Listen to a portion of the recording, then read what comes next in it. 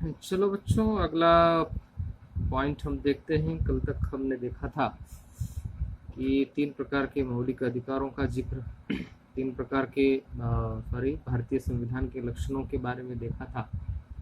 तो आज हम देखते हैं हमारा अगला भारतीय संविधान का मुख्य लक्षण, वह है मौलिक अधिकार। इससे पहले हमने क्या देखा था, देखिए यहाँ से हमने शुरू किया था। तो पहली जो रहा है वो संघवाद, फिर उसके बाद संघवाद में भी 3 स्तरों वाली सरकार जो होती है उसके लिए संघवाद कहा जाता है। फिर देखा था हमने उसका दूसरा लक्षण संसदीय शासन पद्धति। फिर तीसरा देखा था शक्तियों का बंटवारा, कैसे इन तीनों संस्थाओं के बीच शक्तियों का बंटवारा किया जाता है। अब आज हम देखने जा रहे हैं ये मौलिक अधिकार कि मौलिक अधिकार यानी कि क्या है। देखिए, विकास के लिए, स्वयं की उन्नति के लिए हर एक को एक आज़ादी होना आवश्यक है, स्वतंत्रता होना आवश्यक है। सिर्फ स्वतंत्रता मिलने से चलेगा क्या, स्वतंत्रता होने से चलेगा क्या? इसलिए कुछ व्यक्ति के जीवन के लिए और विकास के लिए ये तय किया गया है, ये देखा गया है कि कौन कौन से प्रकार के अधिकारों का जो है प्रावधान करना आवश्यक है। तो यहाँ पर देखेंगे कि मौलिक अधिकार भारतीय संविधान में जो दर्ज है वो पूरे संविधान की अंतरात्मा कहा गया है। अब अंतरात्मा मतलब जैसे आप जानेंगे, जिसके बिना उसका कोई अस्तित्व नहीं है, पूरे संविधान का कोई अस्तित्व नहीं है, आत्मा है। ये पूरे हमारी शासन व्यवस्था को, मानव जीवन को जीवित रखता है। मौलिक अधिकार देश के सभी नागरिकों को राज्य की सत्ता के मनमाने और निरंकुश इस्तेमाल से बचाते हैं। अब ये मनमाना मतलब कभी कभी ऐसा होता है कि शासन के पास अधिकार ज़्यादा होने से वे लोगों के ऊपर शासन के गलत निर्णयों से परेशानी हो सकती है। तो राज्य में सत्ता मनमानापन नहीं कर सकती। मनमानेपन के विरोध में मौलिक अधिकारों का हम सहारा ले सकते हैं। और इस तरह संविधान राज्य और अन्य व्यक्तियों के समक्ष व्यक्तियों के अधिकारों की रक्षा करता है। यहाँ पर देखिए, यहाँ पर मैंने हाईलाइट किया है, एक तरफ है राज्य और दूसरी तरफ अन्य व्यक्ति। ये दोनों भी किसी एक व्यक्ति के विरोध में हैं, तो अगर मानो उस व्यक्ति के मौलिक अधिकारों का हनन हो रहा है तो ऐसी स्थिति में संविधान उसके अधिकारों की रक्षा करता है। अब इस संबंध में जब संविधान निर्माण की प्रक्रिया चल रही थी, तब संविधान सभा के प्रारूप समिति के अध्यक्ष डॉक्टर बाबा साहेब अम्बेडकर थे। उन्होंने कहा था कि इस मौलिक अधिकारों के खंड का दोहरा उद्देश्य है। उन्होंने पहला बताया, हर एक नागरिक ऐसे स्थिति में हो कि वह उन अधिकारों के लिए दावेदारी कर सके। मतलब इतना उसके लिए जागरूक, अवेयर हो जाता है, कराना है कि वो अपने आप से उन अधिकारों का इस्तेमाल, उपयोग, दावा कैसे करना है, ऐसी स्थिति में उसको लाके खड़ा कर देना है। और दूसरा, ये अधिकार हर उस सत्ता और संस्था के लिए बाध्यकारी हो, बाध्यकारी मतलब बंधनकारक, जिसे कानून बनाने का अधिकार दिया गया है। मतलब उस सत्ता और संस्था के लिए भी इसका पालन करना, कि मौलिक अधिकारों के रक्षा करना और मौलिक अधिकारों को ध्यान में रखते हुए कानून बनाना, ये जानना उसके लिए आवश्यक है, उसको ध्यान में रखना आवश्यक है। इन्हें उस संस्था को जिनको कानून बनाने का अधिकार है। इससे क्या होगा? इससे होगा ये कि बनाने वाले, कानून बनाने वाले संस्था मतलब ये समझ लीजिए कोई ऑफिस हो, गवर्नमेंट ऑफिस हो या सरकार हो या कोई मालिक हो, तो उन सबको व्यक्ति के मौलिक अधिकारों को ध्यान में रखते हुए अपनी नियमावली को बनाना होता है, न कि व्यक्ति के मौलिक अधिकारों का हनन करें। इसको ध्यान में रखिए। तो मौलिक अधिकारों के अलावा हमारे संविधान में एक खंड, एक ऐसा भाग है जिसको नीति निर्देशक तत्व कहा गया है। नीति निर्देशक, नीति मतलब कोई भी योजना, कोई प्लानिंग, और निर्देशक मतलब आपको पथ प्रदर्शित करने वाले, मार्ग देने वाले तत्व, प्रिंसिपल्स। नीति निर्देशक तत्व भी शामिल है। तो क्या है इसका उद्देश्य क्या है ये जोड़ने का?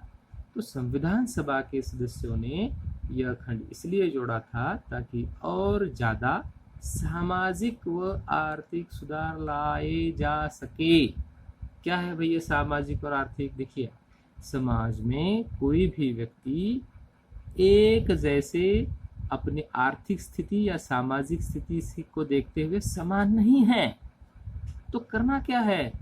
तो सरकार ने, है ना, भारतीय राज्य यानी कि भारतीय सरकार जनता की गरीबी दूर करने वाले कानून और नीतियां बनाते हुए इन सिद्धांतों को मार्गदर्शक, इन सिद्धांत मतलब नीति निर्देशक तत्व, मार्गदर्शक के रूप में हमेशा अपने सामने रखे कि कोई भी जन कल्याणकारी योजना आपको बनानी है तो इसको ध्यान में रखते हुए कि देखिए, कई बार हम देखते हैं एक तरफ तो हम समानता का जिक्र करते हैं और एक तरफ एक सिंपल बस का उदाहरण ले लो कि बस में महिलाओं के लिए और बुजुर्गों के लिए यानी कि ज्येष्ठ नागरिकों के लिए कुछ सीटें, कुछ सीट्स जो होते हैं बैठने के वो आरक्षित होते हैं। भाई क्यों ऐसा?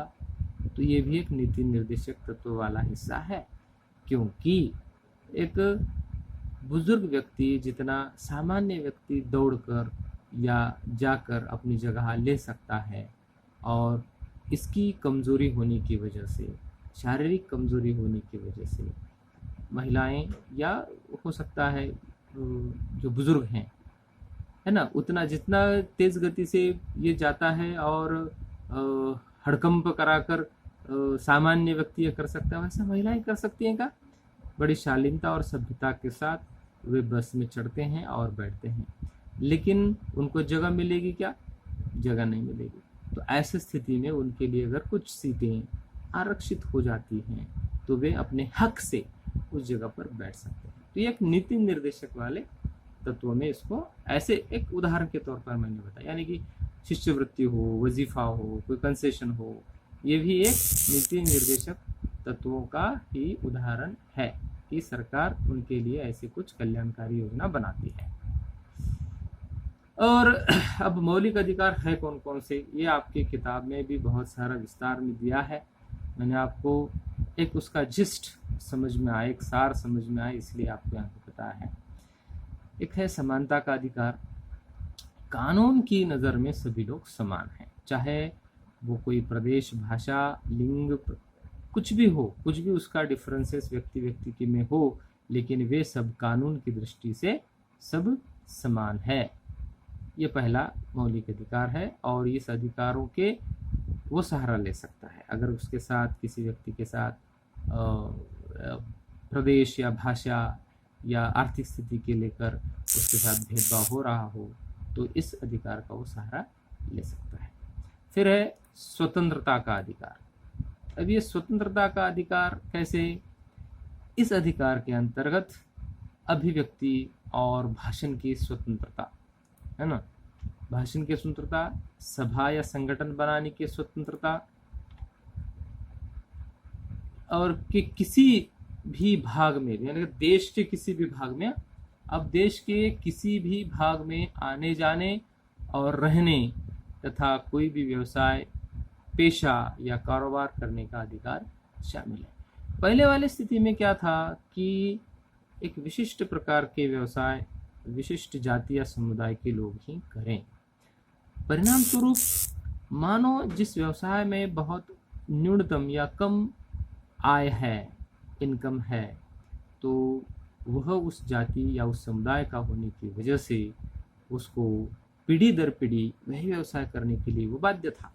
लेकिन ये स्वतंत्रता के अंतर्गत इतने सारे जो हमें दिए गए हैं, अधिकार दिए गए हैं कि घूमना है, संगठन बनाना है, भाषण करना है, व्यवसाय करना है, तो इससे क्या होगा, व्यक्ति को अपने हुनर, अपना परिवेश, इसको देखते हुए विकास करने के लिए स्वतंत्रता होना बहुत आवश्यक है और वो ऐसा कर सकता है। तीसरा है शोषण के विरुद्ध अधिकार। शोषण मतलब क्या हो सकता है? ये शारीरिक शोषण या उसका आर्थिक शोषण। तो संविधान में कहा गया है कि मानव व्यापार, मानव की तस्करी, एक मानव को दूसरे मानव के पास बेच देना, ये गुनाह है, ये शोषण कहलाता है। जबरिया श्रम यानी कि जबरदस्ती उससे काम करवा लेना, पैसे नहीं देना, और 14 वर्ष से कम उम्र के बच्चों को मजदूरी पर रखना, अब ये अपराध की श्रेणी में आता है, उसके लिए कड़े सजा के प्रावधान है।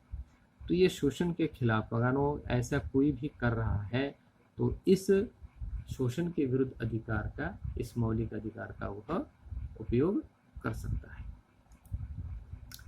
अगला है धार्मिक स्वतंत्रता का अधिकार। धार्मिक स्वतंत्रता मतलब क्या है? देखिए कि बच्चा जब छोटा होता है तो किस धर्म में क्या तत्व हैं, ये तो उसके माता पिता से या उसके रहने वाले माहौल से पता चलता है। लेकिन बड़ा होने के बाद हो सकता है कि ये रीति रिवाज उसको पसंद नहीं हो, तो इसलिए यह प्रावधान किया गया है कि सभी नागरिकों को पूरी धार्मिक स्वतंत्रता दी गई है। प्रत्येक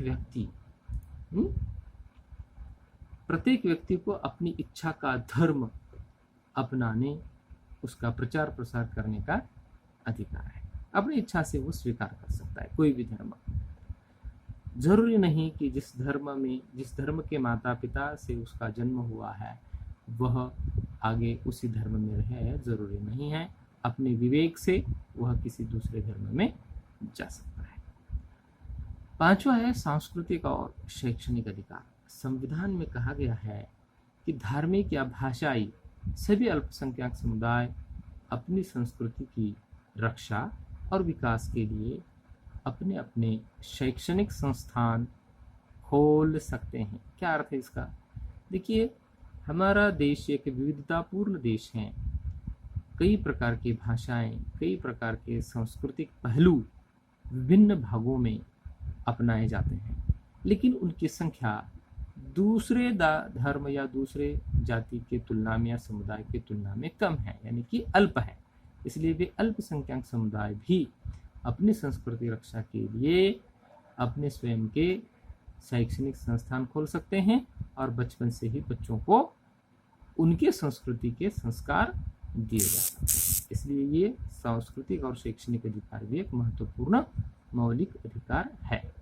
और अंतिमतः छठा, संवैधानिक उपचार का अधिकार।